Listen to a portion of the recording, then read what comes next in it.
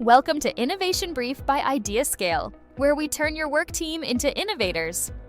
You know, we love to explore innovation here, and I think this is a question that so many of you think about all the time. When to innovate, but how do you know when to pause? Yeah. When is hitting that pause button the smartest move strategically? Oh, yeah. That's our focus for this deep dive. It's such an interesting question, really. It is. Because so often the pressure to innovate is enormous, especially when we see our competitors launching something new and seemingly grabbing all the market share. Yeah, it's that keeping up with the Joneses mentality, right? Absolutely. Feel like you're falling behind if you're not constantly chasing the next big thing. Yeah. But true innovation is less about mimicking others and more about really understanding your users' needs and how those needs fit with your brand and your long-term goals. Okay. It's about making sure each innovation aligns with your vision and isn't just a knee-jerk reaction to what the competition is doing. That makes a lot of sense. So how do you evaluate whether an idea is truly worth pursuing? Well, one way is to use what's called an innovation maturity assessment. Ooh, that sounds fancy. It does sound a bit technical, but it's essentially a framework for looking at several factors. Things like market demand, the feasibility of the technology involved, the potential return on investment, and even whether you have the resources and capabilities to bring this innovation to life. So it's not just about having a great idea, it's about having the right foundation in place to actually execute on that idea successfully. Exactly. You have to look at the bigger picture. Okay. Let's say your company is consistently hitting its KPIs and exceeding its goals. On the surface, that might seem like a great time to double down on innovation and push the boundaries. I can see the logic there. Right. If things are going well, why not strike while the iron is hot? That's what it seems like, right? But that scenario might actually be the perfect opportunity to focus on a different kind of innovation. Incremental improvements. This is where you leverage data-driven insights, really understand your users, and refine your existing products or services based on what you learn. It's almost like the difference between building a whole new house versus renovating and upgrading your current one. Yeah, I like that. Sometimes a strategic renovation can be just as impactful, if not more so, than starting from scratch. That's a great analogy. Thank you. It's about knowing when to optimize what you already have versus jumping into something entirely new. Right. And this brings us to another crucial distinction that often gets overlooked. The difference between disruption and innovation. Now, this is where things get really interesting for me. Okay. Help me understand the difference. Okay, so disruption is all about creating something entirely new that fundamentally changes the market. Okay. Think Uber or Airbnb. Got it. They completely revolutionize their respective industries. Innovation, on the other hand, can happen within existing markets. Okay. It's about improving or evolving existing products or processes. So you could say disruption is about creating a whole new category, while innovation is about advancing an existing one. Precisely. Okay. A good example is data analytics. Okay. The concept of analyzing data isn't new, but the way we gather, analyze, and use data has evolved dramatically in recent years. Right. That's innovation within an existing field. Got it. So you can have significant innovation without necessarily disrupting the entire market. Absolutely.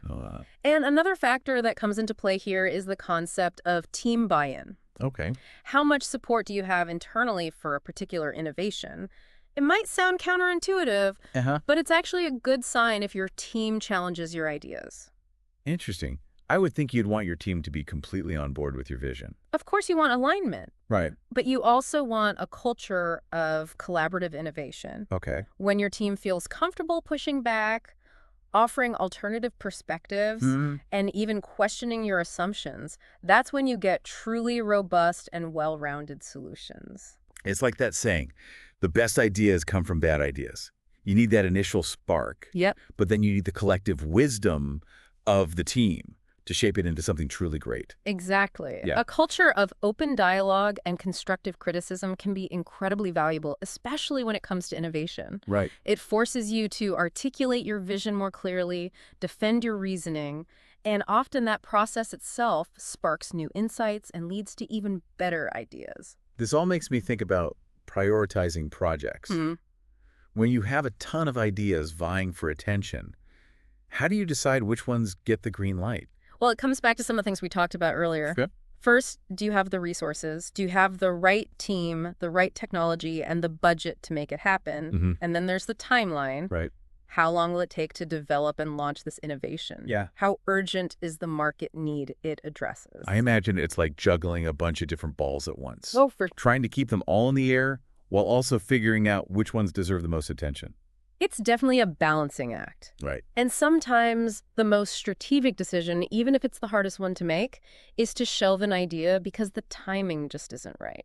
So even a brilliant idea might need to wait for the right moment.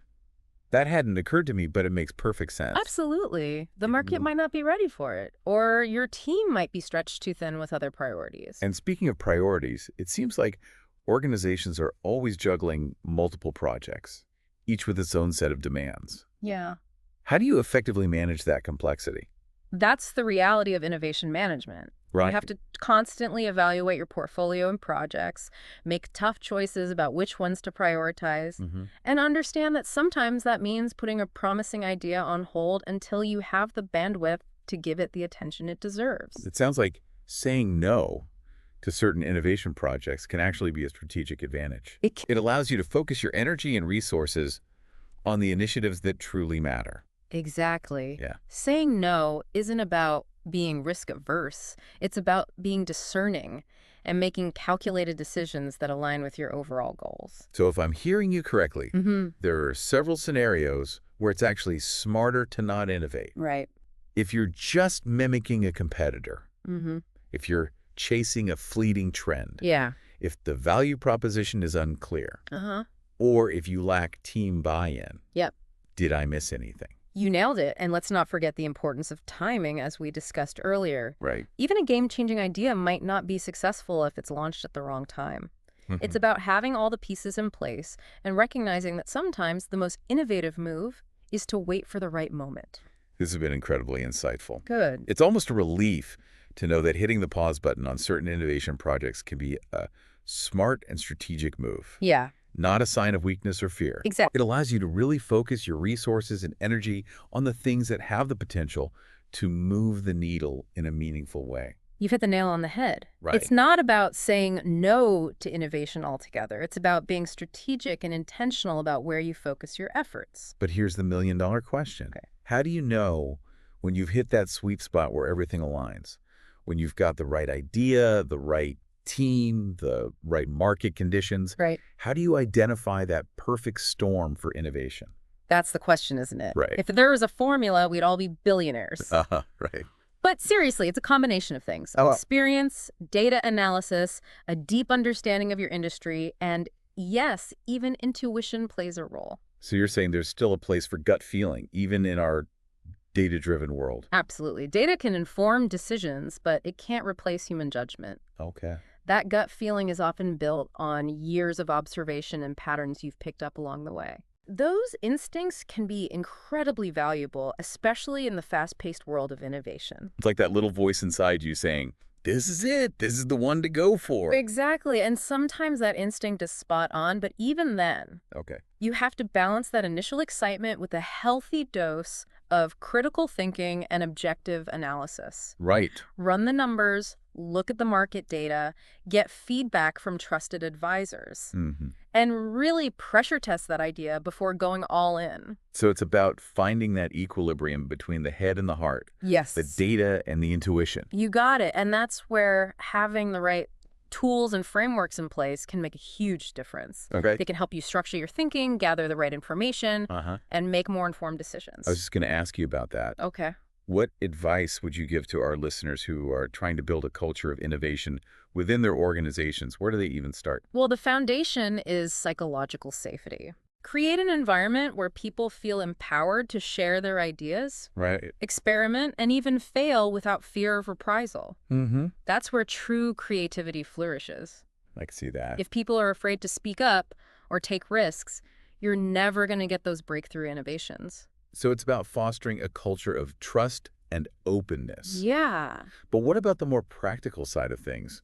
What systems or processes can companies put in place to effectively manage innovation? That's where innovation management platforms can be incredibly helpful. Okay. They provide a centralized hub for collecting ideas, evaluating their potential, tracking progress, and collaborating across teams. So it's kind of like a command center for all things innovation. Think of it that way, yeah. Okay. Exactly. I like that. These platforms help streamline the entire innovation journey, from that initial spark of an idea all the way to implementation. Cool. They also provide valuable data and analytics that can help you make smarter decisions about which projects to pursue. That sounds incredibly valuable, especially for organizations that are trying to manage a large portfolio of innovation projects. It is. And the beauty of these platforms is that they can be customized to fit the specific needs of each organization. Right. Whether you're a small startup or a large enterprise, there's an innovation management solution out there that can help you turn your work team into innovators. I love that phrase, turn your work team into innovators. Yeah. It's so powerful because it speaks to the idea that innovation isn't just the responsibility of a select few.